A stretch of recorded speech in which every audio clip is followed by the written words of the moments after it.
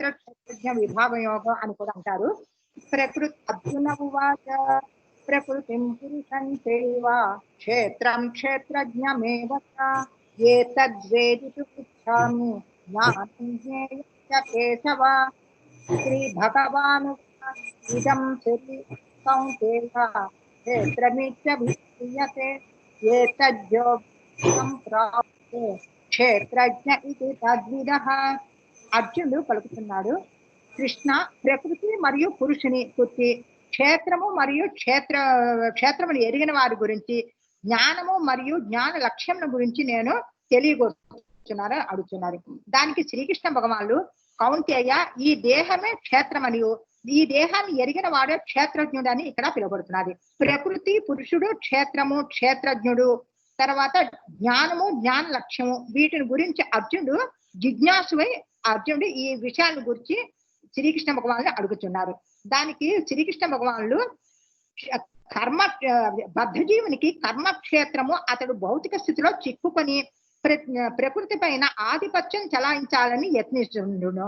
ఈ విధంగా ప్రకృతి పైన ఆధిపత్యం వహించగలగా తన సామర్థ్యాన్ని అనుసరించి అతడు కర్మక్షేత్రాన్ని అంటే దేహాన్ని పొందుతున్నాడు.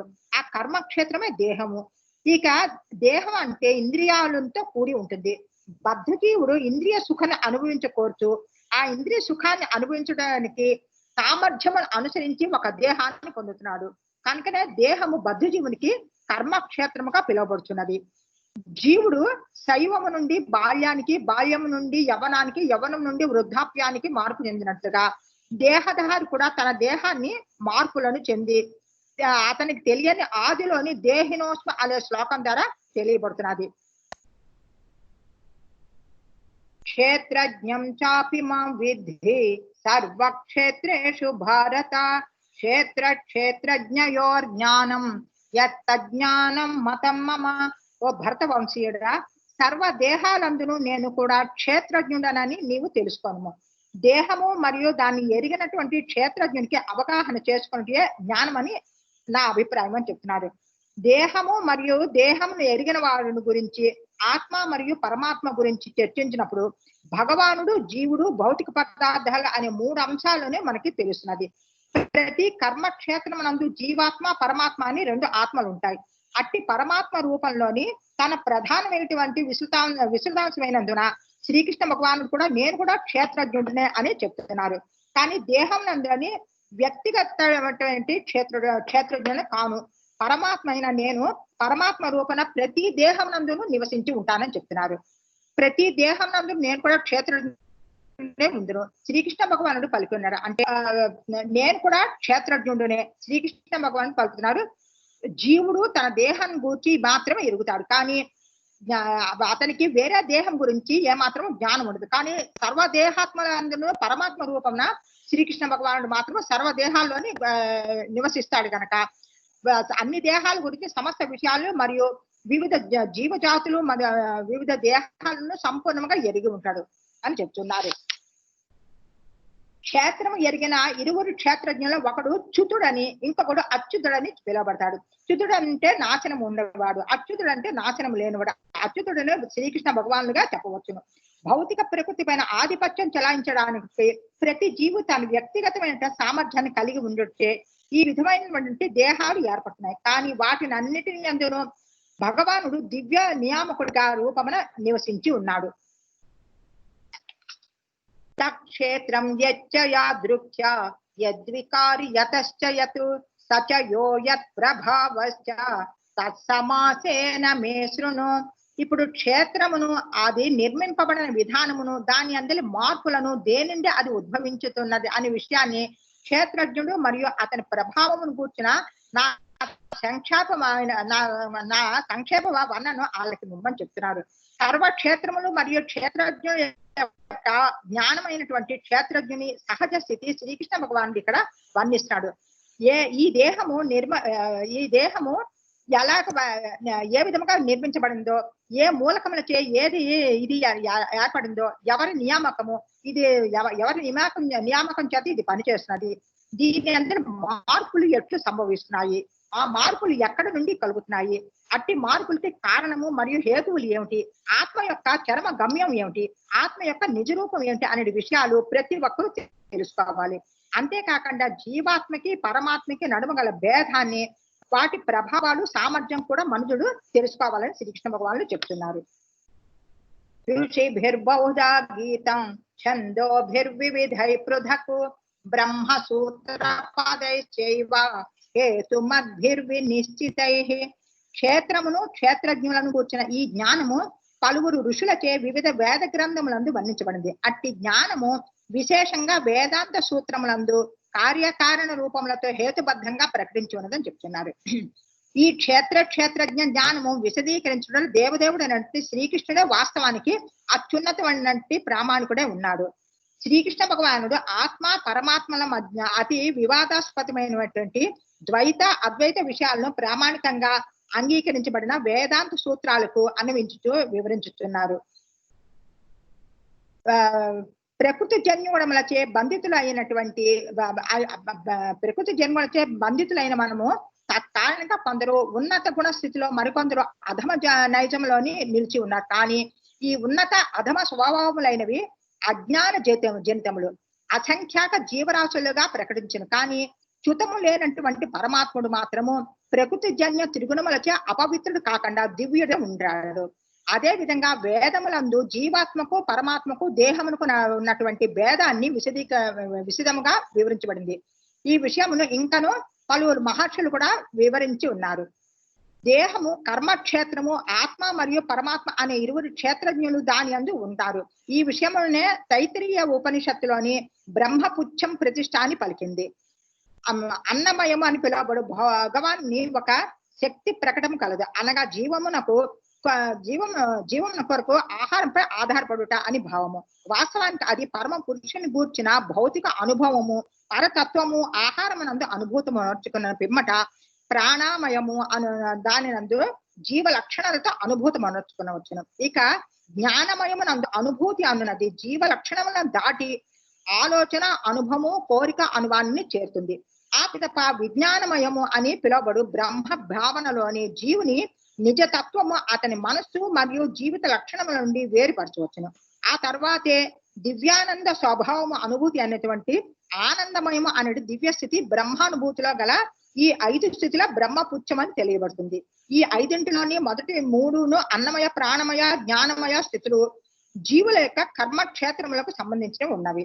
ఆనందమయమని పిలువబడేది భగవానుని ఈ జీవుల కర్మక్షేత్రములకు అతీతుడై ఉన్నాడు అని చెప్పబడింది.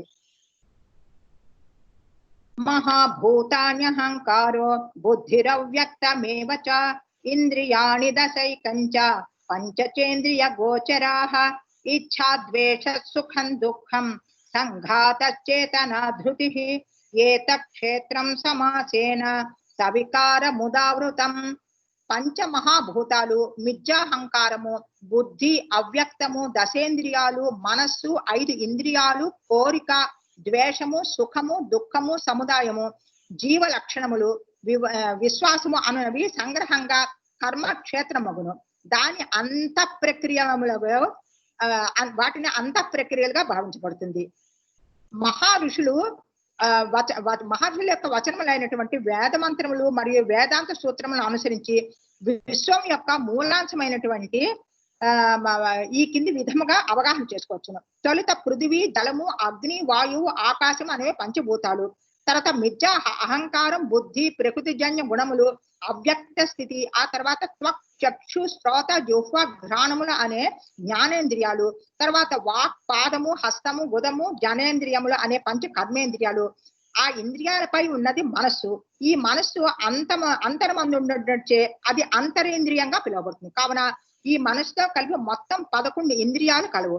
అంతేకాక శబ్ద, స్పర్శ, రూప, రస, గంధములనే ఇంద్రియార్థాలు 5. ఇది 24 అంశములు సముదాయమే కర్మక్షేత్రముగా పిలువబడుతున్నది.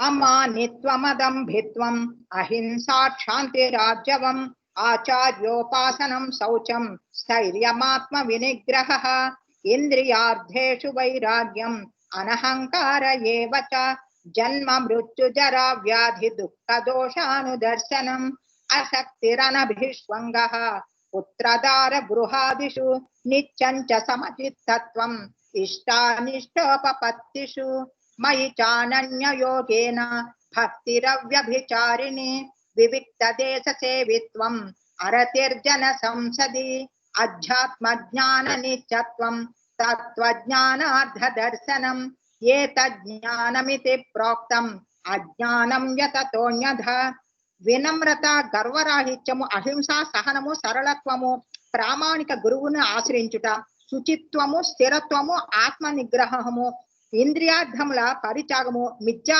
అహంకార రాహిత్యము జన్మ మృత్యు జర వ్యాధి దోషాలను గుర్తించుట అనాసక్తి పుత్ర కళత్ర గృహాదుల బంధము నుండి విముక్తి సుఖ దుఃఖ సమయముల యందు సమభావము నా యందు నిత్యముగా అనన్యమైన భక్తి ఏకాంతవాస కోరిక సామాన్య జనుల సహవాసమునందు అనాసక్తి ఆధ్యాత్మిక జ్ఞానము ప్రాముఖ్యమును అంగీకరించుట పరతత్వం యొక్క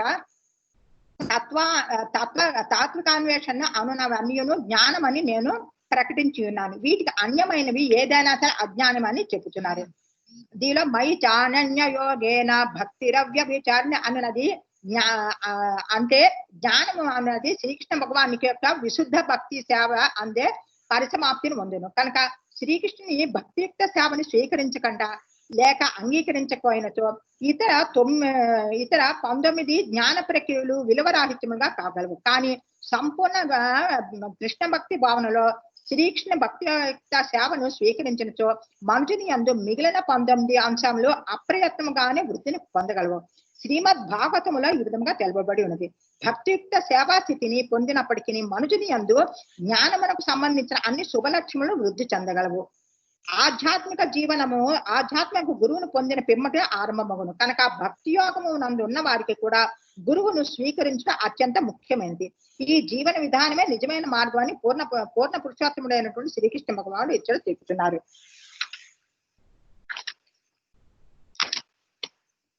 జ్ఞానం జ్ఞేయం యత్తత్ ప్రవక్ష్యామి యజ్ఞాత్వామృతమశ్నుతే అనాది మత్పరం బ్రహ్మ నసత్తన్నాచదుచ్యతే.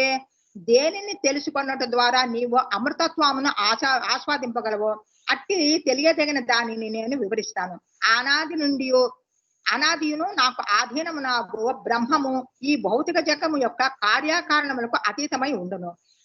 శ్రీకృష్ణ భగవానులు ఇంతవరకు కర్మక్షేత్రం గురించి మరియు కర్మక్షేత్రం నేర్గిన క్షేత్రజ్ఞుని గురించి వివరించున్నారు. అలాగనే క్షేత్రజ్ఞుని ఎరుంగు విధానమును సైతం ఇక్కడ విశదీకరించబడినది. ఇక తెలియని దాని గురించి వివరింపదగిన తొలుత ఆత్మను గూర్చి పిమ్మట పరమాత్మను గూర్చి వివరించుట ఆరంభించుతున్నారు. అట్టి ఆత్మ పరమాత్మల జ్ఞానమునే మనుషులు అమృతత్వమును ఆస్వాదింపగలరు. దేహము నెరిగిన క్షేత్రజ్ఞుడు అజుడని అమృతత్వుడని జ్ఞానపూర్ణుడై ఉన్నాడు. సర్వత పాణిపాదం తతో సర్వతోక్షి శిరోముఖం సర్వత శృతి మల్లోకే సర్వమావృత్య తిష్టతి. సర్వత్ర అతని హస్తములు పాదములు నయనములు శిరములు ముఖములు కర్ణములు వ్యాపించి ఉన్నది. ఈ విధముగా పరమాత్మ సర్వమును ఆవరించి నిలిచి ఉన్నారు. సూర్యుడు తన అపరిమిత కిరణాలను ప్రసరించే స్థితిని కలిగి ఉన్నట్లు పరమాత్ముడు తన శక్తిని సర్వత్రా వ్యాపింప చేయుచు నిలిచి ఉన్నారు. అతడు సర్వవ్యాపి రూపంలో స్థితిని కలిగి ఉండగా ఆది గురువైనటువంటి బ్రహ్మ మొదలుగు చీమ వరకును సర్వజీవులు అతని యందు స్థితిని కలిగి ఉండరు. అనగా అసంఖ్యాకముగా ఉన్నటువంటి శిరములు పాదములు హస్తములు నయనములు అసంఖ్యాక జీవులన్నీయును పరమాత్మ యందే స్థితిని కలిగి ఉన్నవి. జీవులందరూ పరమాత్మ యొక్క అంతర్బాహ్యములందు స్థితులై ఉన్నారు. కనుకనే అతడు సర్వవ్యాపిగా తెలిపబడి ఉన్నారు. సర్వేంద్రియ గుణాభాసం సర్వేంద్రియ వివర్జితం అసక్తం సర్వభృత్యైవ నిర్గుణం గుణ భోక్తృచ. పరమాత్ముడు సర్వ ఇంద్రియములకు మూలాధారుడైనను ఇంద్రియ రహితుడు. అతడు సర్వ జీవులను పోషించిన వాడవై ఆసక్తి లేనట్టు వాడును. అతడు ప్రకృతి గుణములకు అతీతుడే కాక వానికి ప్రభువు కూడా అయి ఉన్నారు. అంటే భగవానుడు భౌతిక గుణ సంపర్కములకు కలిగిన హస్తములను కాక దివ్య హస్తములు కలిగి ఉన్నాడు. తనకు అర్పించిన దానిని వాటి ద్వారా స్వీకరిస్తున్నాడు. అది ఆ బద్ధ జీవులకు మరియు పరమాత్మకు నడుమ భేదము. అతనికి భౌతిక చక్షువులు లేవు అనగా అతడు దివ్య చక్షువులు కలిగి ఉన్నాడు. లేనిచో అతడు ఎట్లు దానిని కాంచగలడు. వాస్తవానికి అతడు భూత భవిష్యత్ వర్తమానాలను అన్నిటినీ కాంచగలడు. శ్రీకృష్ణ భగవానుడు అవతరించినప్పుడు తన యథార్థ రూపంతోని అంతరంగ శక్తితే అంతరంగ శక్తి చేత అవతరించడని భగవద్గీత యందు నిర్ధారించి ఉన్నది. అతడు యొక్క విభూతి పూర్ణుడు. సర్వైశ్వర్యములు శక్తులు అతడే, వాటన్నిటికీ అతడే యజమానుడు, పోషకుడు మరియు సర్వ కర్మలకు సాక్షి అనగా అట్టి భగవానుడు సర్వదా దివ్యుడని మనము వేదవాంగ్మయం ద్వారా తెలుసుకొని ఉన్నాము. బహిరంతశ్చ భూతానాం అచరం చరమేవ చ సూక్ష్మత్వాదద విజ్ఞేయం దూరస్థం చాంతికే చ తతో. పరమాత్ముడు స్థావర జంగములైనటువంటి సర్వజీవుల అంతర్బాహ్యాలలో నిలిచి ఉంటాడు. సూక్ష్మత్వ కారణంగా అతడు భౌతిక ఇంద్రియాలకు అగోచరుడు, అగ్రాహ్యుడును అయి ఉన్నాడు. అతి దూరమున ఉన్నను అతడు సర్వులకు సమీపమునే ఉండును. ఆ పరమ పురుషుడు ఎట్లు తన ఐశ్వర్యమును అనుభవించినో మనము అవగతం చేసుకొని జాలము. ఈ భౌతిక ఇంద్రియాలతో ఆ విషయాన్ని గాంచుట గాని అవగతం చేసుకొని గాని చేయజాలము. కనుకనే అతనిని తెలియట మన భౌతిక మనోనేత్రాలు పని చేయజాలమని వేదములో తెలుపుతున్నవి. అవిభక్తంచ భూతేషు విభక్తమివ చ స్థితం భూత భర్తృ చ తజ్ఞేయం గ్రశిష్ణు ప్రభ విష్ణు చ. పరమాత్ముడు జీవుల యందు విభజించి ఉన్నట్లు కనిపించినను అతడు ఎన్నడూను విభజింపక ఏకమై నిలిచి ఉండును. సర్వ జీవులకు పోషించిన వాడైనను సర్వులను కబళించున్నది మరియు వృద్ధిని చెందినది అతడే అని అవగాహన చేసుకొనవలెను. సూర్యుడు ఒక్కడే అయినా సరే బహు ప్రదేశాలలో జనులకు ఏకకాలములో గోచరించును. విష్ణువు ఒక్కడే అయినను తన సర్వశక్తిమత్వంచే సర్వత్రా నివసించి ఉన్నాడని వేదవాంగ్మయనందు తెలుపబడినది. ఆ భగవానుడే సర్వజీవులకు పోషకుడు. ప్రళయ సమయమున సమస్యను కబళించేవారు. కురుక్షేత్ర రణరంగమునందు చేరి ఉన్న యోధులందరినీ హరించి వేటుకే తాను అరుదెంచుతునని శ్రీకృష్ణ భగవానులు పలికి ఉన్నారు. జ్యోతిషామపి తజ్జ్యోతిః తమసః పరముచ్యతే జ్ఞానం జ్ఞేయం జ్ఞానగమ్యం హృది సర్వస్య విష్ఠితం. తేజో పూర్ణములైనటువంటి సర్వములందును తేజో కారణకుడు అతడే. భౌతికత్వమును అంధకారమును అతడు అవ్యక్తుడు. జ్ఞాన విషయమున జ్ఞానగమ్యము కూడా అతడే.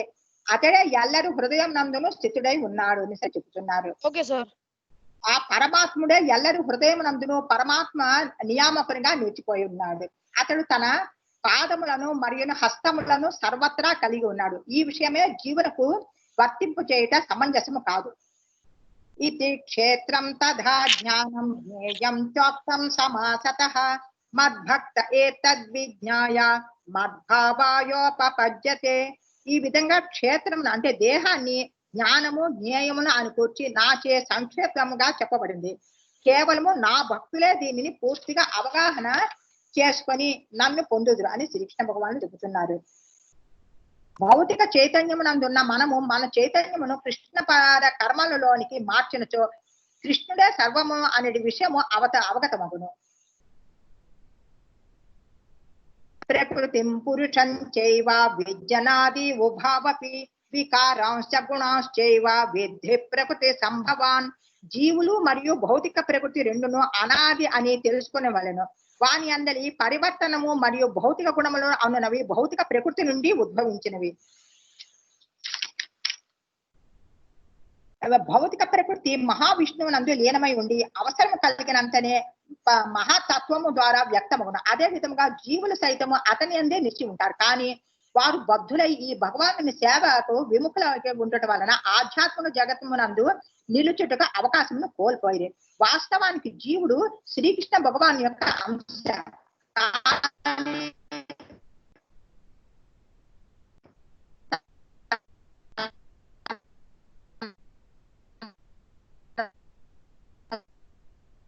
తిరుగుబాటు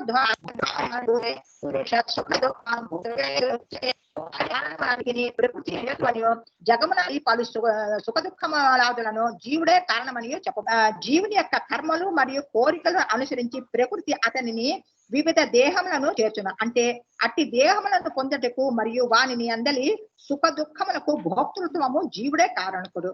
జీవుడు అటు దేహమును పొందినంతనే ప్రకృతి ఆధీనమునకు వచ్చును. దేహము భౌతిక పదార్థము ప్రకృతి నియమాలను అనుసరించి వర్తించుటే అందుకు కారణము. ఆ సమయమున ప్రకృతి నియమాలను మార్పు శక్తి జీవునికే మాత్రమే ఉండదు. ఉదాహరణకు జీవుడు ఒక శునక దేహమును పొందినంతనే అటు శునక వలె వర్తించవలసి ఉండును. శ్రీకృష్ణ భగవానుడు సదా అతన్ని అనుసరించుతూ పరమాత్మ రూపమున అన్ని పరిస్థితుల యందును అతని చెంతనే నిలిచి ఉండను అని చెప్తున్నారు. పురుష ప్రకృతి స్థోహి భుంక్తే ప్రకృతి జాన్ గుణాన్ కారణం గుణ సంగోస్య సదసజ్జోని జన్మసు. భౌతిక ప్రకృతి అందరూ త్రిగుణములను అనుభవించుతూ జీవుడు ఈ విధముగా జీవనము సాగించుతూ భౌతిక ప్రకృతిలో అతనికి గల సంగత్వమే దీనికి కారణము. ఈ విధంగా అతడు ఉత్తమ అధమ జన్మలను పొందుతూ ఉన్నాడు. జీవుడు ఎందులకై అట్టి వివిధ దేహములలోనే ఉంచబడనో ఇక్కడ వివరించబడింది. త్రిగుణములతో అతనికి గల సంపర్కమే అందులకు కారణము కనుక ప్రతి ఒక్కరూ ఈ త్రిగుణములను దాటి దివ్య స్థితిలో నెలకొనవలసి ఉన్నది. ఈ విధంగా దివ్య స్థితిలో నిలుచుటే కృష్ణ భక్తి రసభావన అనబడుతుంది. అటువంటి దివ్యమైనటువంటి కృష్ణ భక్తి రసభావన యందు నిలవనంత వరకు జీవుడు తన భౌతిక చైతన్యము కారణంగా ఒక దేహం నుండి వేరొక దేహమునకు మార్పు చెందవలసే ఉండను. అనంత కాలంగా అతడు భౌతిక కోరికలను కలిగి ఉండటం వలన అందుకు కారణము. అనగా జీవుడు అట్టి భౌతిక భావనను మార్చుకోవలసి ఉన్నదని చెప్తున్నారు. ఉపద్రష్టానుమంతా చ భర్త భోక్త మహేశ్వర పరమాత్మేతి చాప్యుక్తో దేహేస్మిన్ పురుషః పరః. అయినను ఈ దేహమునందు దివ్య ప్రభువునకు దివ్య యజమానుడును పర్యవేక్షకుడును అంగీకరించువాడును పరమాత్మగా తెలియబడివాడు అయినటువంటి దివ్య భోక్త మరి ఒకడు కలగడు. పరమాత్మ ఎన్నడును సామాన్య జీవుడు కాడు.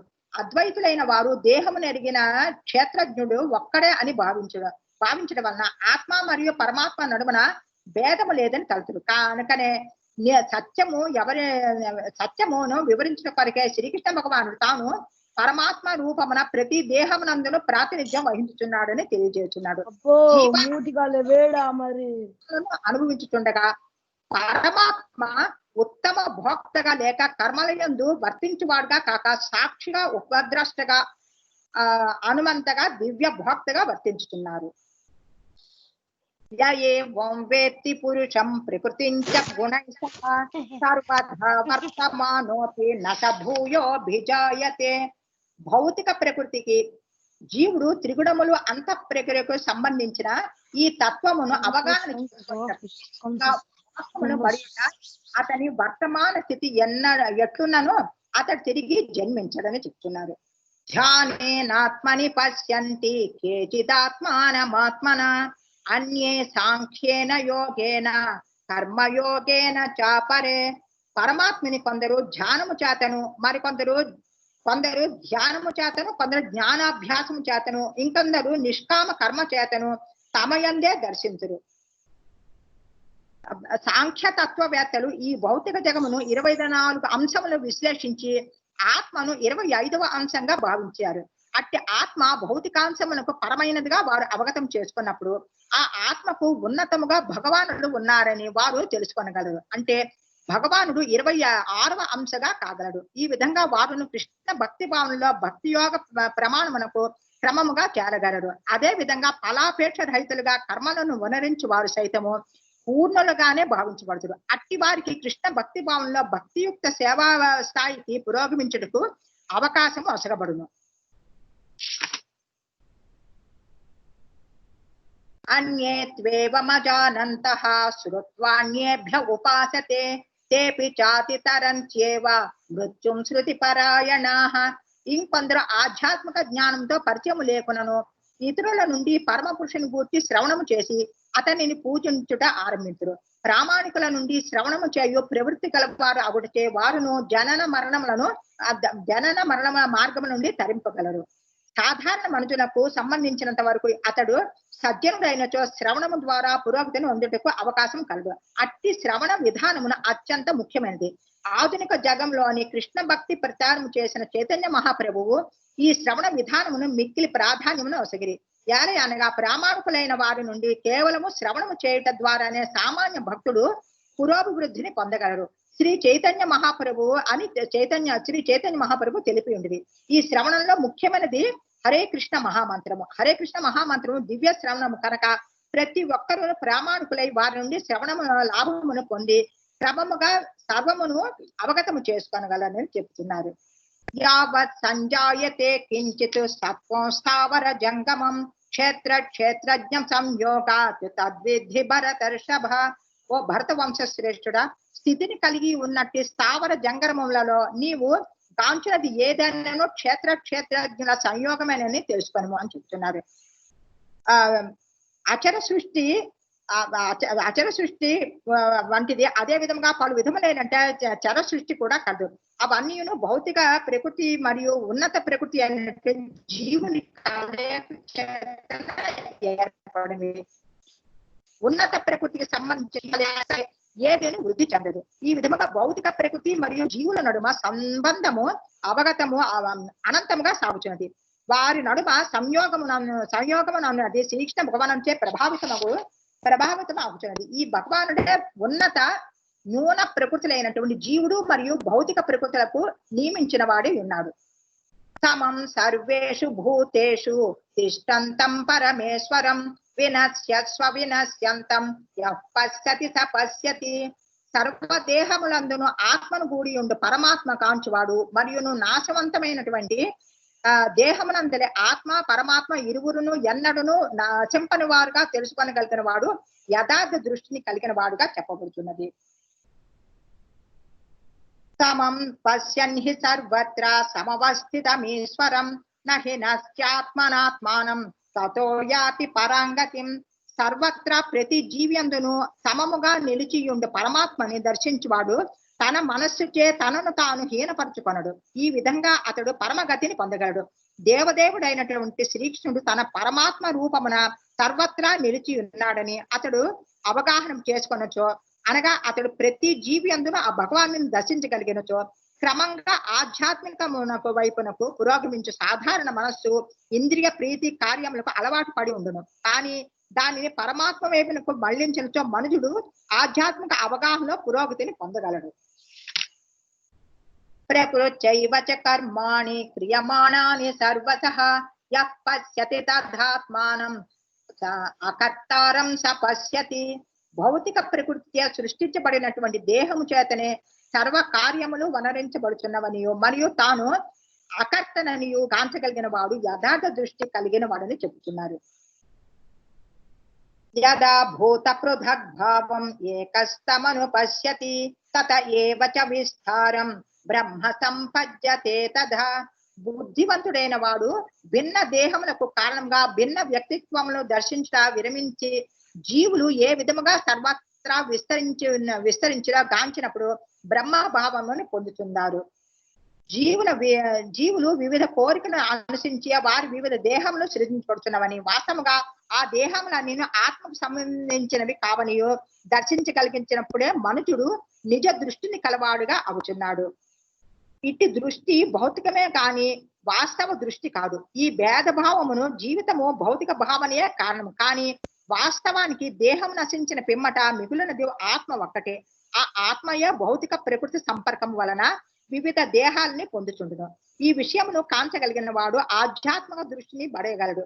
ఈ విధంగా మనిషి మృగము పెద్ద చిన్న మొదలగు భేదభావముల నుండి విముక్తుడై చైతన్యమును శుద్ధిపరుచుకున్న వాడు తన ఆధ్యాత్మిక వ్యక్తిత్వమున కృష్ణ భక్తి భావనను వృద్ధి చేసుకుని వాడిగా చెప్పవచ్చును.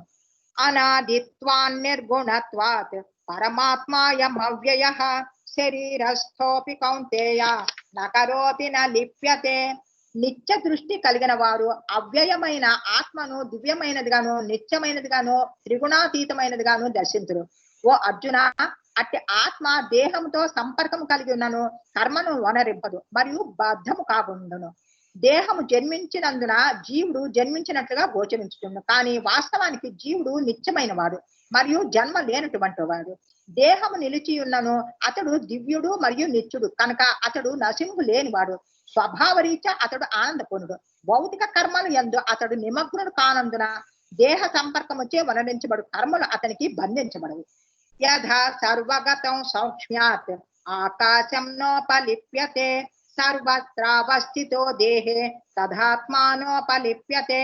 సర్వత్రా వ్యాపించి ఉన్నను సూక్ష్మత్వ కారణంగా ఆకాశము దేనితోనూ కలియనట్లు బ్రహ్మభావములో నిలిచినటువంటి ఆత్మ దేహమునందు నిలిచి ఉన్నను దేహంతో కలియదని చెప్తున్నారు.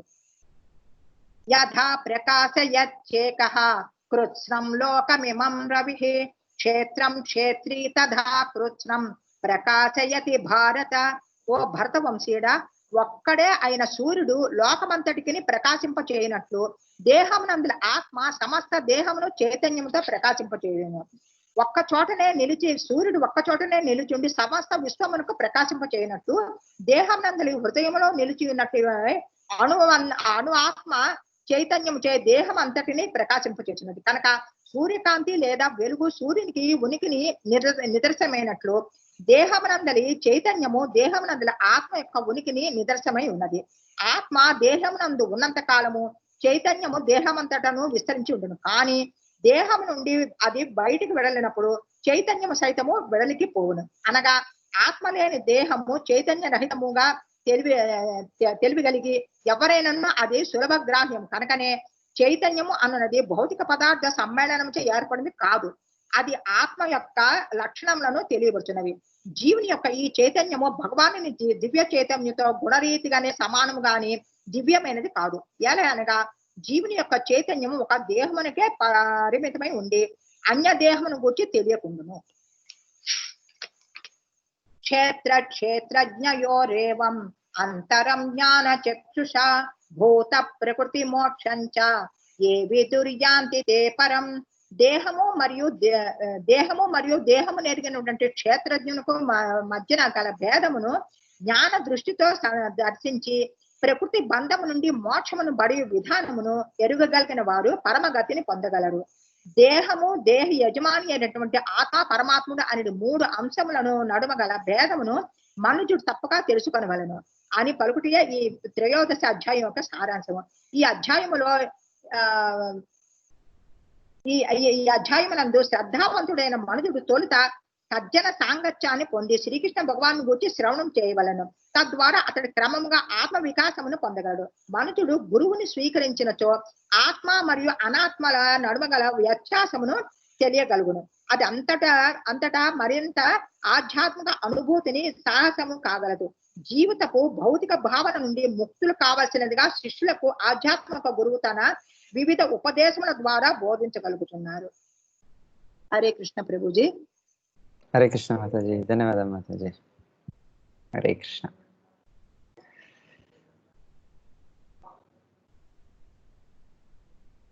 పదమూడవ అధ్యాయము క్షేత్రజ్ఞ యోగం. సో అర్జునుడు ఈ భగవద్గీతని 3 భాగాలుగాను చెప్తారు. ప్రథమ 6 అధ్యాయంలో ఒక భాగము, మళ్ళీ మధ్య 6 అధ్యాయాలు ఒక భాగము, ఇప్పుడు లాస్ట్ మేము 6 అధ్యాయాలు వింటున్నాము, లాస్ట్ 6 చాప్టర్స్. సో 3వ భాగం అని చెప్తారు. సో మొదల భాగంలో ప్రాధాన్యంగా భగవంతుడు కర్మ చేస్తా భక్తి చేసేది చెప్పారు మనకి. ఆ రీతిగా కర్మయోగా అని చెప్తారు. మేము చూసే మధ్య భాగంలో 7వ నుంచి 12వ అధ్యాయము ముఖ్యమై భక్తి విచారాలే.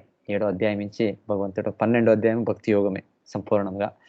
సో 13 నుంచి కూడా యాక్చువల్లీ భక్తి యోగమే భగవద్గీత ముఖ్య విచారం అయితే, ఈ 13 నుంచి మేము చూసేది కొంచెం జ్ఞానం భగవంతుడు చెప్తున్నారు. ఈ అధ్యాయంలో క్షేత్రజ్ఞ, పురుష, ప్రకృతి, జ్ఞాన, జ్ఞేయ అంటే మళ్ళీ దీని తర్వాత కూడా నెక్స్ట్ అధ్యాయంలో వచ్చే అధ్యాయంలో 3 గుణాల గురించి చెప్తారు. సో ఇది ఒకసారి జ్ఞానం చెప్తున్నారు, జ్ఞానం గురించి. అయితే భక్తి ప్రాధాన్యంగా జ్ఞానం దానికి సహాయం చేసేది చెప్తున్నారు మనకి భగవంతుడు. సో ఈ అధ్యాయంలో ఈ క్షేత్రజ్ఞ అంటే మేము జీవుడు, క్షేత్ర అంటే క్షేత్రజ్ఞుడు, అంటే క్షేత్ర అంటే ఈ ఒక దేహం, ఈ శరీరం మేము ఈరోజు పొందిన్నాము, మేము దీంట్లో నివసించున్నాము, అది క్షేత్రము అని. ఏ రీతిగా ఒక వ్యవసాయం చేసే వ్యవసాయ క్షేత్రం చేసే రైతుడు ఉంటారు. సో రైతు క్షేత్రజ్ఞుడు అయితే ఆ వ్యవసాయం వ్యవసాయ భూమి అనేది క్షేత్ర అట్లా, లేకుంటే కర్మభూమి, కర్మక్షేత్ర, మేము చేసే కార్యాలు ఈ దేహం నుంచి చేస్తున్నాం, దానికి దీన్ని క్షేత్ర అని చెప్తారు. అయితే మేము ఒక్కరే లేదు ఈ దేహంలో, మన ఆ సమీపంగా మన దగ్గరే భగవంతుడు కూడా ఉన్నారు. వాళ్ళు ఇంకొక క్షేత్రుడు. క్షేత్రజ్ఞం చ అపి మాం విద్ధి సర్వక్షేత్రేషు భారత అని భగవంతుడు స్పష్టంగా చెప్పింది ఏమంటే, నేను కూడా ఇంకో క్షేత్రజ్ఞుడు అని. మేము క్షేత్రజ్ఞులే. నా శరీరం, నా దేహం పైన అవగాహన ఉంది. అయితే నాకు మీ దేహం పైన తెలీదు నాకి. అయితే భగవంతుడు అయిన వాడు అన్ని దేహాలు కూడా తెలుసు. సర్వక్షేత్రజ్ఞుడు. సో మేము అల్పక్షేత్రజ్ఞులు. మన దేహం అవగాహన ఉంది. అయితే శ్రీకృష్ణుడు అన్ని దేహాలు కూడా వానికి తెలుసు. అన్ని జీవులు కూడా తెలుసు. దానికి వాడు సర్వక్షేత్రజ్ఞుడు. సో ఆత్మ పరమాత్మకి ఈ రీతిగా వేరే అని స్పష్టంగా ఈ 13వ అధ్యాయంలో ఉంది. ఇది కొన్ని కన్ఫ్యూజన్ ఉంది సమాజంలో.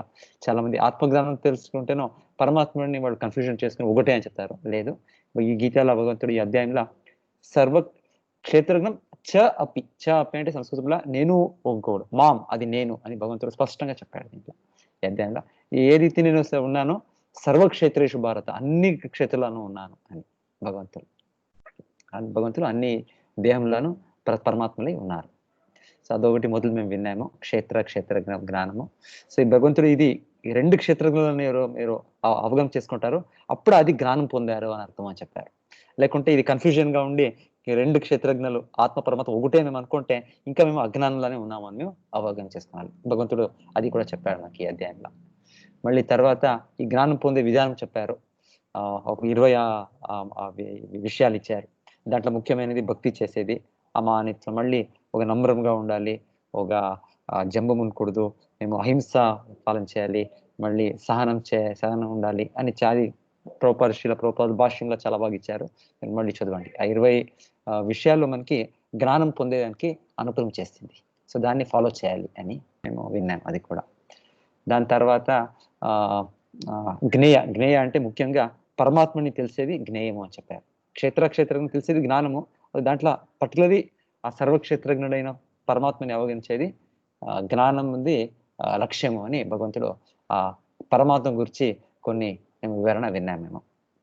మళ్ళీ ప్రకృతి పురుష, ప్రకృతి అనేది ఈ జగత్ విన్నాము. అది 3 గుణాల నుంచి అయింది, అది చూసాము. అది సో అది కూడా అది దాని సంగత్వం ఇచ్చి మేము వ్యక్తులు మేము ఇక్కడ మేము బంధనంలో బద్ధ జీవులుగా ఉన్నాము అని భగవంతుడు చెప్పారు. సో మన కోరికల నుంచి మేము ఈ గుణాల్లో బంధనంగా ఉన్నాం.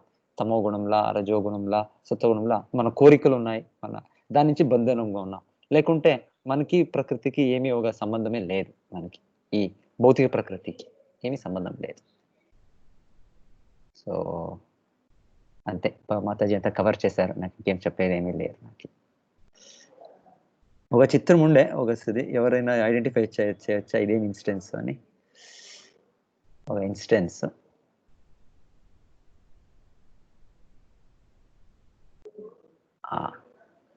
ఇది మీరు ఇక్కడ చూస్తున్నారు. ఇక్కడ ఇది ఏ సమయంలో ఇది అని ఇది ఈ చిత్రం పైన వెనకాల ఒక స్టోరీ ఉంది. ఎవరికైనా తెలిసిందంటే చెప్పచ్చు.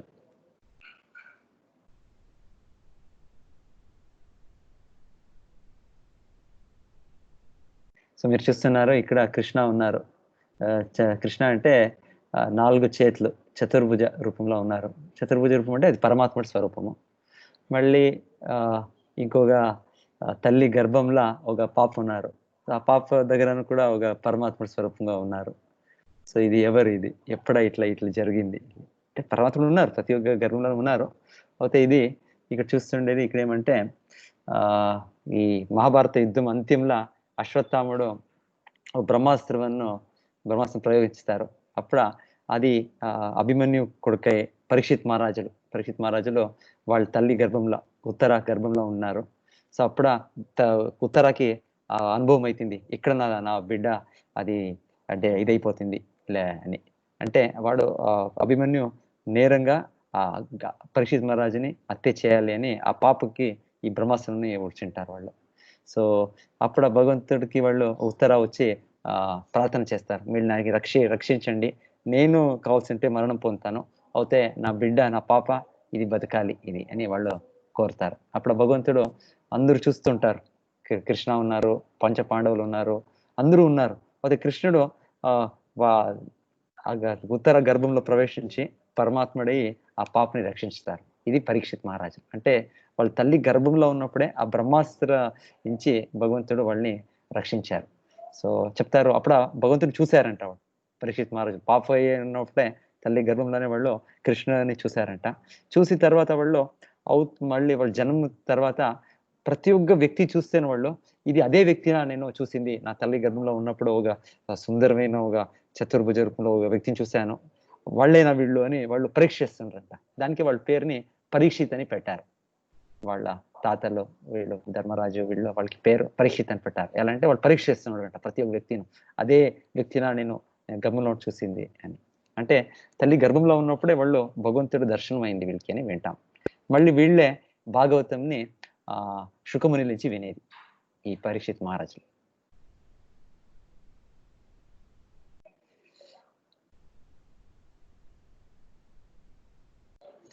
ఓకే,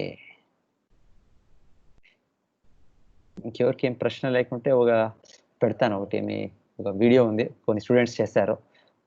3 గుణాలు యాక్చువల్లీ రేపు అది మనకు టాపిక్ అయితే మనకి కొంచెం అది కొంచెం అండర్స్టాండ్ అవుతుంది. సత్వగుణము, రజోగుణం, తమోగుణము అది ఒక స్టూడెంట్స్ చేశారు. ఎవరికి ప్రశ్న లేదంటే అది పెడతాను నేను అది వీడియో. హరే కృష్ణ. హరే కృష్ణ మాతాజీ. ఎప్పుడు తెలుసుకున్నారు పరీక్షిత్ మహారాజు ఐ మీన్ అదే కృష్ణుడిని చూశాను అని ఎప్పుడు రియలైజ్ అయ్యారు? కాదు, వాళ్ళు చూశారు కృష్ణుని ఫస్ట్ టైం. వాళ్ళ తల్లి గర్భంలో ఉన్నవాడే చూశారు, ఆ పాపగా ఉన్నవాడ.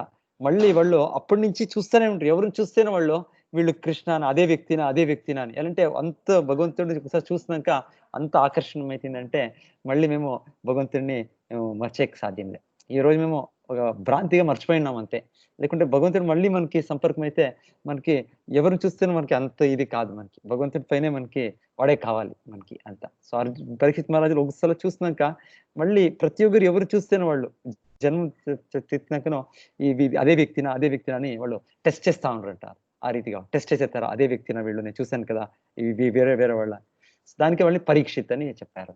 సో ఆల్ ఇస్ లైఫ్ వాళ్ళు అట్లే పరీక్షగానే ఉన్నారంట. వాళ్ళు అదే వ్యక్తినా అని ఆ రీతిగా వాళ్ళ వ్యక్తిత్వం అట్లా అని చెప్తారు పరీక్షిత్. అది ఓకే. అంటే ఎప్పుడు తెలుసుకున్నారా? అంటే వాళ్ళకి తెలిసింది, వాళ్ళకి శుద్ధ భక్తులయ్యి కృష్ణుడు వాళ్ళు సంపూర్ణ పుట్టుతానే చెప్తారు పరీక్షిత్ మహారాజులో, మేము ఇప్పుడు చిన్న బిడ్డలకి మేము ఒక టాయ్స్ ఇస్తాము. ఆ రీతిగా వాళ్ళ తాత వీళ్ళు ఎవరు గ్రాండ్ ఫాదర్స్ వాళ్ళకి ఇచ్చింది కృష్ణ ఇది అంట. అంతా కృష్ణ క్రీడ అని భాగవతంలో చెప్తారు. వాళ్ళు పుట్టినప్పుడే వాళ్ళు కృష్ణ దీన్ని పూజ చేస్తేనే వాళ్ళు బాల్యము, యవ్వనము, కుమారుడు ప్రతి ఒక్క స్థితిలోనూ వాళ్ళు భక్తులయ్యే ఉన్నారు వాళ్ళు పరీక్షితులు. మళ్ళీ లాస్ట్ లో మేము వినేది వాళ్ళకి ఒక శాపం అయిపోయింది. వాళ్ళు 7 రోజుల్లో వాళ్ళు మరణం అని పొందాలి అని. వీళ్ళు శుకమునిలు వచ్చి వాళ్ళకి మార్గదర్శనం చేసేది. వాళ్ళు అప్పుడు భాగవతం చెప్పాలి అని భగవంతుడు చేసే ఒక అరేంజ్మెంట్. ఏ రీతిగా ఇప్పుడు భగవద్గీత భగవంతుడు చెప్పాలి అని అర్జునుడు ఒక భ్రాంతిలో వచ్చారు. అర్జునుడు ఎప్పుడు కూడా నిత్య పురుషులు, నిత్య వ్యక్తి, భగవంతుడు నిత్య భక్తులు, వాళ్ళు ಯಾವ భ్రాంతిలో లేరు. అయితే మనకి ఈ భగవద్గీత రావాలి అనే దానికి భగవంతుడు అర్జునుడికి ఒక భ్రాంతి చేసి ఈ భగవద్గీత చెప్పారు. అదే రీతిగా పరీక్షిత్ మహారాజులకు కూడా ఒక శాపం ఇచ్చి భగవంతుడు భాగవతం వచ్చేదానికి ఒక సీన్ క్రియేట్ చేశారు. సో భాగవతము వచ్చే దాని నుంచి ఈ శుకమునిలో వీడికి చెప్పింది మేము ఇప్పుడు మనకి భాగవత పురాణము మనకి ఉంది. సో అంతా అర్జునుడు మనుమడయ్య పరీక్షిత్ మహారాజు వీళ్ళిద్దరు కూడా భగవద్గీత భాగవతం 2 ముఖ్య పుస్తకాలు మేము చెప్తాం. ఈ కలియుగానికి ఇవి 2 మోస్ట్ ఇంపార్టెంట్ స్క్రిప్చర్స్ చెప్తారు. అన్ని వేద జ్ఞానంది సంపూర్ణ ఈ 2 పుస్తకాల్లో ఉన్నాయి. వేదయిష్ట సర్వైర్ అహమేవ వేద్య వేదాంతకృత్ వేదవిత్ ఏవ చాహం. భగవంతుడు మళ్ళీ 15వ అధ్యాయంలో వింటాం. అన్ని వేదాల నుంచి నన్నే అవగాహన చేసుకున్నాను నేను భగవంతుడు చెప్తారు. ఈ భాగవతం కూడా ఇది వేద జ్ఞానంది సారాంశం. నిగమ కల్పతరో గలితం ఫలం ఇదం.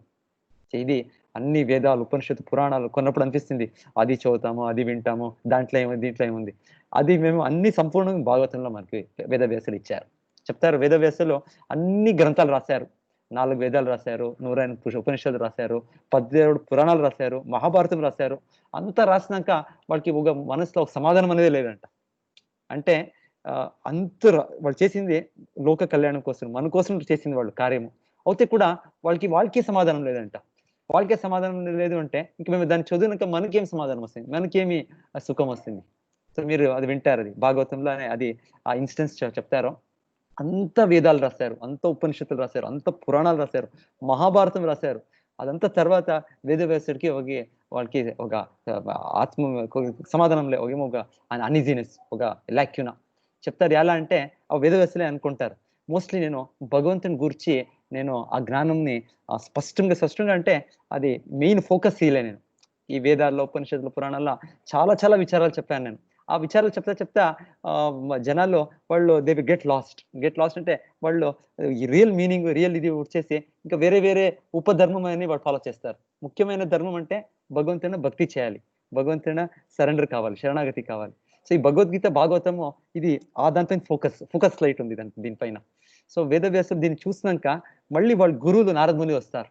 అప్పుడు ఆ నారద మునికి వీళ్ళు అడుగుతారు, నేను అంతా చేశాను అవుతే కూడా నాకు ఇంత ఒక అసమాధానం ఉంది, మీరు నాకు మార్గదర్శనం ఇవ్వాలి అని చెప్పినప్పుడు నారద ముని చెప్తారు, నువ్వు భగవంతుని గురించి నువ్వు అంత దీనిగా నువ్వు ఫోకస్ చేయలేను. నువ్వు ఎన్నెన్నో విచారాలు ఉన్నాయి ఈ వేదాల్లో, ధర్మ, అర్థ, కామ, మోక్ష అన్ని లౌకిక విచారాలే చాలా ఎక్కువగా ఇచ్చాను. సో నువ్వు భక్తి గురించి, నువ్వు భగవంతుని మహిమల గురించి, భగవంతుడిని సేవ గురించి నువ్వు అవుతే నువ్వు దాన్ని ఫోకస్ చేయలేను. సో ఇప్పుడు మళ్ళీ నువ్వు ధ్యానంతో కూర్చొని ఇప్పుడు నువ్వు ఈ భాగవతంని రాయి అని చెప్తారు. సో భాగవతంని వేదవ్యాసులు రాసింది అన్ని పురాణాలు, అన్ని ఉపనిషత్తులు, అన్ని వేదాలు, అన్ని మహాభారతం చేసి వాళ్ళ లాస్ట్ వర్క్ చెప్తారు. అప్పుడు వేదవ్యాసుకి కూడా అంత ఆనందం అవుతుంది. దీని పరమహంస సంహిత అంటారు ఈ భాగవతంని. ఈ ఆధ్యాత్మిక జీవనంలో ఉండే ఎవరు అంత హైయెస్ట్ మహాత్ములు ఉంటారో వాళ్ళకి కూడా ఇది అంత ఆనందం ఇచ్చేవుగా గ్రంథం అంట ఈ భాగవతం అనేది. సో ఈ వేదవ్యాసులు రాశారు. అయితే దీన్ని రాసేటప్పుడు వర్షన్ మనకి మేము వినేది శుకమునిలో పరీక్షిత్ మహారాజ్ చెప్పేది, దీన్నే చెప్తారు, సేమ్ రిపీట్ చేస్తారు వాళ్ళు, దాన్ని వాళ్ళు రాస్తారు మనకి. అది ఏ రీతిగా ఇక్కడ భగవద్గీతని కృష్ణుడు అర్జునుడు చెప్తున్నారు, మళ్ళీ సంజయుడు దీన్ని ధృతరాష్ట్రుడు చెప్తున్నారు, ఆ వర్షన్ మేము వేదవ్యాసులు రాశారు. ఆ రీతి ఇది ఈ వర్షన్. ఇది ఇప్పుడు మరి భగవద్గీత అది ఎవరు రాశారు? అది వేదవ్యాసులు రాసేది. అంటే వాళ్ళు మహాభారతంలో భాగంగా వాళ్ళు పెట్టారు ఈ భగవద్గీత అని. మహాభారత ఫుల్ ఏమి చరిత్ర ఉంది దాంట్లో, యుద్ధ భూమిలో జరిగే ఒక ఇన్సిడెంట్స్ ని వాళ్ళు పెట్టారు ఇక్కడ ఇది మహాభారతంలో. సో వేదవ్యాసులు రాసేదాన్ని నేను వాళ్ళే రాసేది. భగవద్గీత కూడా రాసింది వాళ్ళే, రైటింగ్ వాళ్ళే రాసింది. అయితే చెప్పింది ఇది భగవంతుడు అర్జునుడికి యుద్ధ భూమిలో. దాన్ని విన్నారు సంజయ్ దాన్ని ధృతరాష్ట్రుడికి చెప్పారు. సో మనం చూసే వర్షన్ ఈ భగవద్గీత సంజయుడు చెప్పేది ధృతరాష్ట్రుడు ప్రశ్నించేది ఫస్ట్ శ్లోకంలో, ఏం చేశారు నా వాళ్ళు పాండవులు అని. అప్పుడు సంజయుడు ఏమైతుంది అని కంప్లీట్ చెప్తారు.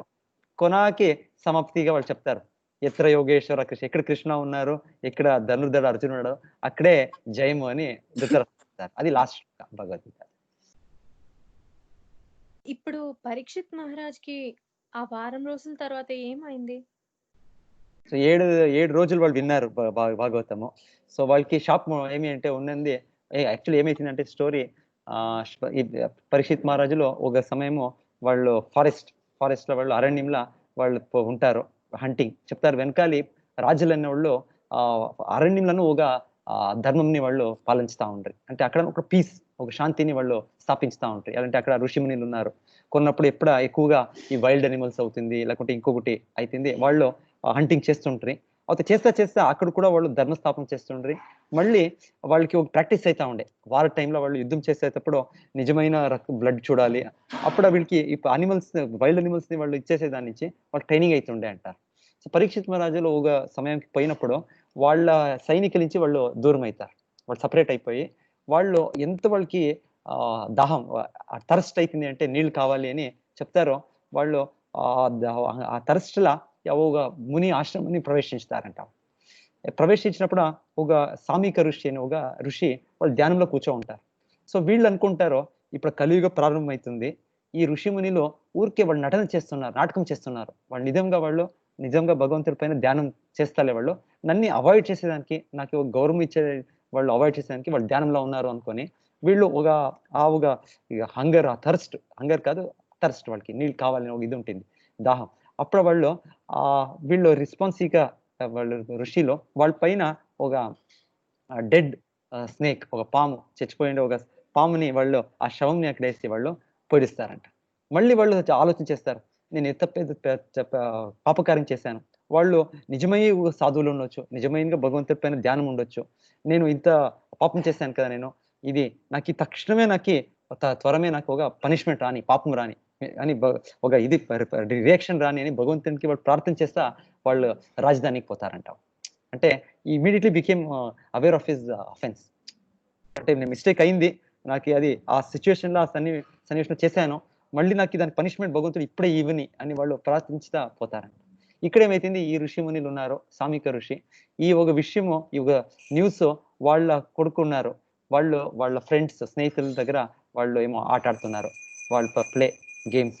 అప్పుడు వాళ్ళు ఆ వ్యక్తి ఆ బ్రాహ్మణ బాలకుడు శృంగి అనేవాడు సామిక ఋషి కొడుకు.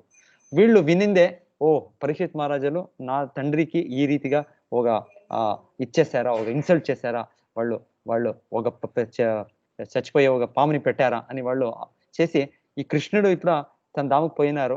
సో కృష్ణ పోయినాక ఈ క్షత్రియులు ఈ రీతిగా ఇట్లా గర్వంగా ఉన్నారు, వీళ్ళకి నేను శిక్షిస్తాను అని వాళ్ళు శాపం వేసేది. 7 రోజుల్లో ఈ పరీక్షిత్ మహారాజుడు ఒక తక్షక అనే ఒక ఇది ఇట్స్ ఏ ఫ్లయింగ్ స్నేక్ అంటారు. సో దాంట్లో వాళ్ళు మరణం పొందాలి అని వాళ్ళు ఒక ఇచ్చేస్తారు. ఇన్ఫాక్ట్ పరీక్షిత్ మహారాజు చెప్తారు, ఇక్కడ ఎన్నో డిస్కషన్స్ ఉన్నాయి.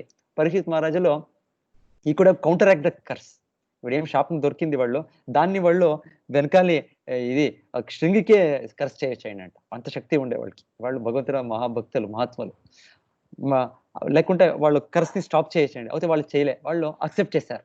ఓ ఇది నేను చేసింది ఒక తప్పుకి భగవంతుడు నాకు ఇచ్చే ఒక శిక్ష, ఇది నాకు కావాలి నాకేని వాళ్ళు స్వీకరించారంట పరీక్షిత్ మహారాజు. మళ్ళీ వాళ్ళు స్వీకరించి వాళ్ళ కొడుకు జనమేజయుడికి పట్టము ఇవి వదిలేసి వాళ్ళు యమునా తీరంకి వచ్చి వాళ్ళు నిలుతారు. చెప్తారు ఇది ఒక పెద్ద న్యూస్. ఎంత పెద్ద న్యూస్ అంటే అన్ని ఎవరైనా ఋషిమునులు ఉన్నారు, గొప్ప గొప్ప వ్యక్తులు ఉన్నారు, అందరూ కూడా వేరే వేరే లోకాల నుంచి వస్తారు. అంటే పరీక్షిత్ మహారాజుకి ఇట్లా శాపం అయింది, వాళ్ళు ఈ రీతిగా స్వీకరించి వాళ్ళు మరణానికి వాళ్ళు తయారైతా ఉన్నారు. 7 days గా వాళ్ళు వచ్చి యమునలో కూర్చో ఉన్నారు అంటే అన్ని ఋషిమునులు వస్తారంట. అప్పుడు వీళ్ళు పరీక్షిత్ మహారాజులు వాళ్ళకి ప్రశ్న ఏం వేస్తారు అంటే, అందరికీ అంత బాగా వాళ్ళకి ఇన్వైట్ చేసి వాళ్ళకి గౌరవం ఇచ్చి పరీక్షిత్ మహారాజులు, what is the duty, most important duty of human being, మనుషుడిది ముఖ్యమైన కర్తవ్యం ఏమి, మనుషు జన్మ దొరికింది మనకి, ముఖ్యమైన కర్తవ్యం ఏమి అని అడుగుతారంట. రెండో ప్రశ్న, particularly of a person is about to die, దాంట్లోనూ ఎవరు ఇప్పుడు వాళ్ళు మరణం పొందుతున్నారు, వాళ్ళ మరణము ఇంట్లో ఉన్నారు, వాళ్ళు ఆ స్థితిలో వాళ్ళు ఏమి ముఖ్యమైన కర్తవ్యం అని ఆ ఋషిమునికి ప్రశ్న వేస్తారంట. అప్పుడు అంత ఋషిమునులు చర్చ చేస్తున్నారు, ఈ ప్రశ్న ఏమి మనుజుడ ముఖ్యమైన ధర్మము, అది పర్టికులర్లీ ఎవరు ఇప్పుడు మరణం పొందుతున్నారు వాళ్ళు ముఖ్యమైన ధర్మం ఏమి అని వాళ్ళంతా చర్చ చేస్తున్నారంట. ఆ సమయానికి శుకమునిలు వస్తారు. శుకమునిలు అంటే వేదవ్యాసుల కొడుకు. సో వీళ్ళు వచ్చినప్పుడు అంత ఋషిమునిలో వీళ్ళ కింద గొప్ప వ్యక్తి ఎవరులే, వీళ్ళు భగవంతుడే ప్రేరేపణించి వచ్చారు, వీళ్ళు ఆన్సర్ చేయాలి ఈ ప్రశ్నకి అని. అప్పుడ మేము చూసేది పరీక్షిత్ మహారాజులకి శుకమునిలు 7 రోజులు కంటిన్యూస్ గా ఏమి ఒక నీళ్లు లేదు, ఇంకొక ఆహారం లేదు, లేక వాళ్ళు వింటారంట. ఎవరు? పరీక్షిత్ మహారాజు. వాళ్ళు చెప్తారు ఇది ఆహారము నీళ్లు అనేది అది అందరికీ ఒక బాధ, కావాలి పొద్దుకి కావాలి, దినానికి 3 సార్లు 5 సార్లు తినాలి. అయితే ఎవరు కృష్ణుని గురించి వింటారో వాళ్ళకి ఇది దాహం రాదు అని చెప్తారు. సో పరీక్షిత్ మహారాజు 7 దినంగా అసలు కంటిన్యూస్ గా ఈ భాగవత పురాణంని వినారంట. సో ఈ భగవద్గీత ఎట్లా అర్జునుడికి భగవంతుడు చెప్పాడో భాగవతంని శుకముని వాళ్ళు చెప్పారు. సో అది వింటా 7వ దినము వాళ్ళు ఎంత సమాధికి పోతారు అంటే భగవంతుని గురించి చెప్తారు. కొనాల వీళ్ళు అడుగుతారు, ఎవరు? పరీక్షిత్ మహారాజులు, ఎక్కడ అది ఆ తక్షకుడు ఆ పాము సర్పము నాకు వచ్చి విషం పరములన్నీ తెచ్చేసేది, అది ఎక్కడుంది, అది లెట్ ఇట్ కమ్ అని వాళ్ళు ఆహ్వానం చేస్తారంట. అంటే భగవంతుల పైన వాళ్ళు అంత ధ్యానంగా తీవ్రంగా పోతారంటే వాళ్ళకి భౌతిక ఇది వాళ్ళకి దేహం పైన వాళ్ళకి అవగాహనే లేదు. ఈ క్షేత్రం మేము చెప్తాం, వాళ్ళ క్షేత్రజ్ఞులు సంపూర్ణంగా సమాధిలో ఉన్నారు. వాళ్ళు ఆ భాగవతం వింటా ఆ స్టేజ్ రీచ్ అవుతారంట పరీక్షిత్ మహారాజ్. మళ్ళీ వాళ్ళు భగవద్ధామని పోతారు పరీక్షిత్ మహారాజ్. హరే కృష్ణ. మరి అది చదవండి, అదే వేదాబేస్ పెట్టాను కదా, అక్కడ ఉంది ఇది భాగవతము కంప్లీట్ 18,000 శ్లోకాస్, ఇది ఇంగ్లీష్ లో ఉంది, మీరు చదవండి, అది చాలా బాగుంది. మీరు అది బ్రీఫ్ గా ట్రాన్స్లేషన్స్ చదవచ్చు ఫస్ట్ టైం గా. ఆమెకు మీరు అది ఉంది ఆ చాప్టర్ వైజ్ డీటెయిల్స్ ఉంది, అయితే ఫస్ట్ టైం మీరు చదివితే కూడా just you can go through translation. ఇక్కడ వేద బేస్ లోనా? వేదాబేస్ లో. ఓకే. ఇంకొక మాట, ఈ వేదవ్యాసులు ఎప్పుడున్నారు అంటే ఈ త్రేతాయుగం అయిపోయిన తర్వాతనా, లేదంటే వాళ్ళు ఆ టైంలో లేకుండా జస్ట్ శ్రీకృష్ణ పరమాత్మని తలుచుకొని రాసారా? అది భగవద్గీత ఎలా? వాళ్ళు పుట్టింది చెప్తారు ద్వాపరయుగ త్రేతాయుగ రెండు ఏమది సంధ్యా సమయం చెప్తారు. వీళ్ళు పుట్టింది వేదవ్యాసులో త్రేతాయుగంలో శ్రీరామచంద్రుడు వచ్చారు. ఆ అంతింలా అది అంతిమయ్యి ద్వాపరయుగం స్టార్ట్ అయ్యేటప్పుడు ఆ టైంలో పరాశరముని మళ్ళీ సత్యవతి వాళ్ళ వీళ్ళుగా సత్యవతికి బిడ్డగా పుత్రుడుగా పుట్టేది ఎవరు? వేదవ్యాసులు. మళ్ళీ ద్వాపరయుగం సంపూర్ణంగా ఉన్నారు. ద్వాపరయుగం అంతింలా ఈ మహాభారతం అయ్యేది, మేము చూసేది మహాభారత యుద్ధం అయ్యేది. అంతింలో వాళ్ళు ఈ రాశారు ఎంత వేద గ్రంథాలని వాళ్ళు చూశారు. కలియుగం ఇప్పుడు స్టార్ట్ అయిపోయింది. కలియుగం స్టార్ట్ అయ్యేటప్పుడు ఈ కలియుగ జనాలకి వేద జ్ఞానము వాళ్ళకి అవగమనం కాదు అంత సులభంగా. వెనకాల ఈ వేద జ్ఞానాన్ని ఎవరు రాసేవాళ్ళు లేరు. అంటే ఈ 4 యుగాల్లో ఏం చెప్తాము, సత్య త్రేత ద్వాపరాల ఈ ఈ వేదాల్ని శృతి అంటారు. శృతి అంటే ఒక గురువు నుంచి శిష్యులు వినేదంతే, ఒకసారి అంటే సంపూర్ణ వాళ్ళు జీవాయుతంలో వాళ్ళకి జ్ఞాపకం ఉంటుంది, వాళ్ళు మర్చిపోయేవాళ్ళు మళ్ళీ. సో వేదవ్యాసులు చూశారు కలియుగంలో ఇతర జ్ఞాపక శక్తి లేదు, దానికి అని వాళ్ళు 4 వేదాల్ని ఋగ్వేద మూలంగా యజుర్వేద అని చెప్తారు. ఋగ్వేద, సామవేద, యజుర్వేద, అథర్వేద 4 చేశారు. ఒక్కొక్కటి వాళ్ళ శిష్యులైన పైల ఋషి, ఇంకొకటి సుమంతముని, అట్లా వాళ్ళ పేర్లు చెప్తారు 4 మంది. వైశంపాయన, ఈ 4 చెప్పారంట. మళ్ళీ పురాణాలని రోమహర్షణ సూత అని వాళ్ళు చెప్పారంట. వాళ్ళ గురుష్య పరంపరలా వాళ్ళు కంటిన్యూ చేస్తుంటారు. ఇది సో వేదవ్యాసులు కలియుగం ముందు ద్వాపరయుగం అంతింలా ఇవంతా వేదాల్ని రాసింది వాళ్ళు రాసింది. బద్రికాశ్రమం అనేది ఈ రోజు కూడా హిమాలయ కొండల దగ్గర బద్రీనాథ్ దగ్గర ఉంది. ఇది ఇప్పుడు కూడా వేదవ్యాసులు అక్కడ ఉన్నారు అని చెప్తారు. వాళ్ళు చిరంజీవిలో అని చెప్తారు వేదవ్యాసు. చిరంజీవులు అంటే వాళ్ళు ఇంకా ఇంకా ఇంకా ఎప్పుడు తనక ఉంటారో తెలీదు, అది ఇంకా ఉన్నారు వాళ్ళు అని నేను వింటాము వేదవ్యాసు.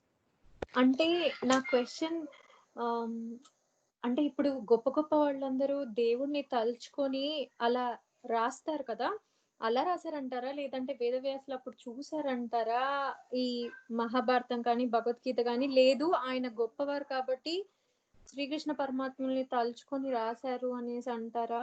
కాదు, వేదము అనేది అది ముద్రించిన ఉంది. వేదము అనేది అది మూల సృష్టించి కాలం ఇచ్చి ఉంది ఆ వేదాలండి. అయితే రాసింది అంటే ఈ ప్రతి కలియుగ ద్వాపరయుగం అంతింలా దాన్ని భగవంతుడు వేదవ్యాసులు ఒక అవతారం ఒక పంపించి వాళ్ళు రాపిస్తారు. ఎవ్రీ టైము సత్య త్రేత ద్వాపరయుగంలో ఈ వేదాలు ఉంది. అయితే దీనికి రాసే ఒక అగత్యం లేదు. ఎలా అంటే ఆ వ్యక్తులకి ఎంత షార్ప్ మెమొరీ ఉంది అంటే, ఇన్ఫాక్ట్ ఆచార్యులు ప్రభుపాద్ చెప్తారు 150 years బ్యాక్ 2-3 ఇన్సిడెన్సెస్ బ్రిటిష్ కాలంలో చెప్తా ఉండ్రి. బ్రిటిష్ కోర్ట్ లా ఎవరైనా ఒక ఇక బ్రాహ్మణులు అంటే పుట్టిన ఒక జన్మ బ్రాహ్మణులు కాదు, వాళ్ళు ఆశ్చర్యంగా బ్రాహ్మణులు ఉన్నోళ్ళు వాళ్ళు ఏమైనా సాక్షి ఇస్తే బ్రిటిష్ కోర్ట్ లో వాళ్ళు ఒప్పుతా ఉండరంట. ఒక ఇన్సిడెన్స్ చెప్తారు. ఒకటి కల్కటాలో ఎప్పుడో ఇద్దరు ఒకరు వాళ్ళిద్దరి మధ్య ఒక ఇది ఏమో ఫైట్ అంటే ఒకరు ఇంకొకరిని ఇచ్చేస్తున్నారు. అది వాళ్ళ మధ్య సాక్షి ఎవరు అని అడిగినప్పుడు వాళ్ళ కోర్టులా ఒకరు చెప్పారంటే అక్కడ ఒక గంగా నది దగ్గర ఒక బ్రాహ్మణుడు ఉన్నాడు, వాళ్ళే సాక్షి అని చెప్తారంట. వాళ్ళని పిలుస్తారంట. పిలిచినప్పుడు ఈ వ్యక్తి చెప్తారంట, నాకు ఇంగ్లీష్ రాదు, నాకు వీళ్ళు ఏం భాషలో చెప్తారంటే భాష నాకు అర్థం కాదు, అయితే వీళ్ళు ఏం చెప్పారు అని ఆ వ్యక్తి యాజ్ ఇట్ ఈస్ చెప్పాడంట. వాడు ఆ బ్రాహ్మణుడు ఎంత వాడు మెమొరీ ఉంది అంటే వీళ్ళిద్దరి మధ్య ఏమి సంభాషణ అయింది, వీళ్ళొగ్గరు ఇంకొకరికి ఏమో క్రిటిసైజ్ చేస్తున్నారు, ఇంకొకటి చెప్తున్నారు, ఆ విషయం అది ఎగ్జాక్ట్ టేప్ రికార్డర్ ఎట్లా మేము రికార్డ్ చేస్తామేమో, టేప్ రికార్డర్ తెలియదు, అయితే ఎగ్జాక్ట్ రికార్డ్ చేసింది. ఆ రీతిగా బ్రాహ్మణుడు ఎగ్జాక్ట్ చెప్పాడంట. మళ్ళీ ఆ జడ్జి ఆ కోర్టు కేసు ఇంకొక పర్వంగా ఇచ్చారు. ఈ రీతిగా 2-3 కేసులు చెప్తారు. ఒకటి కల్కటా, ఒకటి మద్రాస్ లోను, ఒకటి చెన్నైలోను, ఒకటి అట్లా ఒక డిసిషన్ బ్రిటిష్ కోర్టులో వాళ్ళకి చూశారు. వాళ్ళు ఇది కొన్ని మంది ఉన్నారు, వాళ్ళని శృత ఏమో చెప్తారు, వాళ్ళకి ఎంతో వాళ్ళకి మెమొరీ షార్ప్ అంటే ఒక సమయం వింటే వాళ్ళు సంపూర్ణ లైఫ్ వాళ్ళు రిమెంబర్ చేస్తారు. సో వేదాలు అనేది శృతి అని వెనకాలి సత్యయుగ త్రేతాయుగ ద్వాపరయుగంలో అంత పవర్ఫుల్ మెమొరీ ఉందంట వాళ్ళకి. కలియుగంలో మనకి మెమొరీ లేదు. దానికి మనకి పుస్తకాలు కావాలి, మనకి ఈ రోజు మొబైల్ కావాలి. ఇవంతా మన మెమొరీ చాలా తక్కువ అయిపోయింది ఈ రోజు మనకి. ఓకే. సో వేదవ్యాసాలు ఆల్రెడీ ఈ వేదాలు ఉండే, అయితే వీళ్ళు రాశారు వేదంని 4 వేదాన్ని రాశారు. మళ్ళీ మహాభారతం అంటే మహాభారతం చరిత్ర, హిస్టారికల్ ఇన్సిడెన్సెస్ గా ఈ వేద జ్ఞానం ఏముంది, వేద తత్వం ఏముంది, దాన్ని ఈ స్టోరీ ద్వారా వాళ్ళు మనకి అది ఎక్స్ప్లెయిన్ చేస్తారు. మహాభారతం అంటే ఇది యాక్చువల్లీ హిస్టరీ అంటే ఇప్పుడు మేమేమిటి హిస్టరీ, ఇండియన్ హిస్టరీ వింటాము, వరల్డ్ హిస్టరీ వింటాము, ఈ రీతి వింటాము. ఇప్పుడు 100 years 200 years 500 years freedom struggle, ఈ రీతిగా హిస్టరీ మహాభారతము అప్పుడు వేదవ్యాసుని సమయంలో అయిన చరిత్రలు. అయితే వీళ్ళు ఆ చరిత్రను ఎక్స్ప్లెయిన్ చేస్తే ఈ వేదిక్ ప్రిన్సిపల్స్ ఏమున్నాయి, ఈ ధర్మ తత్వాలు ఏమున్నాయి, దీన్ని ఎక్స్ప్లెయిన్ చేస్తారు మహాభారతంలో. సో మహాభారతము అది చాలా ఈజీ చేశారు వాళ్ళు మనకి అవగాహన చేసేదానికి. అయితే కూడా మహాభారతంలో ఫోకస్లే ఈ భగవంతుడి గురించి, కృష్ణ పైన అంత ఫోకస్లే. దాన్ని వాళ్ళు భాగవతంలో ఇచ్చారు. అది రాసినాక వాళ్ళకి సమాధానం అయిందంట, అంత ఆత్మ సమాధానం అయిందంటే చెప్తారు.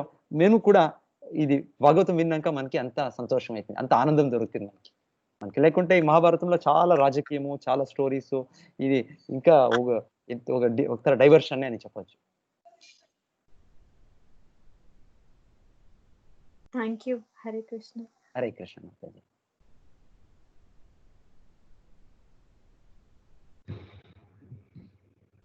సో వీడియో పెడుతున్నా అదే 3 దినాలు ఉంది. హరే కృష్ణ. హరే కృష్ణ. ఇంకొక క్వశ్చన్, ఒక్క సీతాదేవి గురించి తప్ప ఇంకా జనరలైజ్డ్ గా చూస్తే రామాయణంలో అందరూ చాలా ఐడియల్ గా అనిపిస్తారు. అటు భరతుడేమి అంటే బ్రదర్స్ సిస్టర్స్, ఒక ఫ్యామిలీ వాల్యూస్ ఎలా ఉండాలి, ఒక పర్సన్ ఎలా ఉండాలి, ఎంత నీతిగా ఉండాలి, ఎంత జెన్యూన్ గా ఉండాలి, ఏదైనా సరే చాలా అంటే చాలా వాల్యూస్ తో ఉన్నట్టు ఉంటుంది వెన్ కంపేర్ టు మహాభారతం.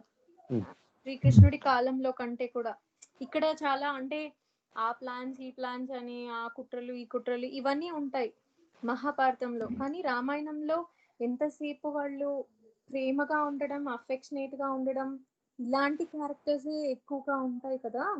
కానీ ఎక్కువ ఎందుకు కృష్ణుడి గురించే చెప్తున్నారు? భగవంతుడు ఒకరే, రామకృష్ణ ఒకరే, ఏమి ఇదిలే. శ్రీ రామచంద్రుడు వచ్చింది త్రేతాయుగంలో చాలా ఒక ధర్మ ఇది ఇక్కడ ఉండే. ద్వాపరయుగం వచ్చినాక ధర్మం కూడా కొంచెం అవనతి అయింది.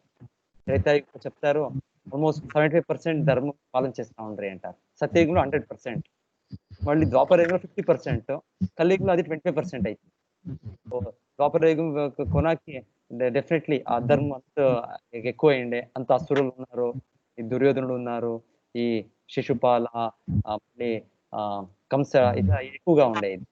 అటు భగవంతుడు కృష్ణుడి రూపంలో వచ్చినప్పుడు కొన్ని మేము స్పెషల్ యాక్టివిటీస్ చూస్తాం ఈ శ్రీరామచంద్రుడికి మళ్ళీ కృష్ణుడికి. సేమ్ వ్యక్తినే ఒకరే, పోతే మీరు చూస్తే కొంచెం చేంజెస్ ఉంది, కొంచెం లీలల్లా కొంచెం భగవంతుడి changes. Thank you. Hare Krishna. Hare Krishna Mataji. Hare Krishna.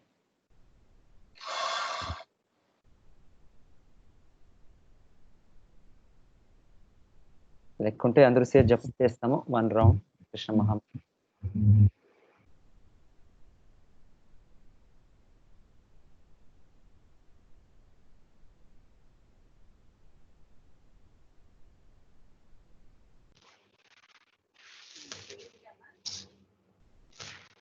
Hare Krishna. అందరు చేరి ఒక రౌండ్ జపం చేయండి. మళ్ళీ రేపు చూపిస్తాను ఆ 3 మోడ్స్, 3 గుణాలు. రేపు చాప్టర్ అవుతుంది.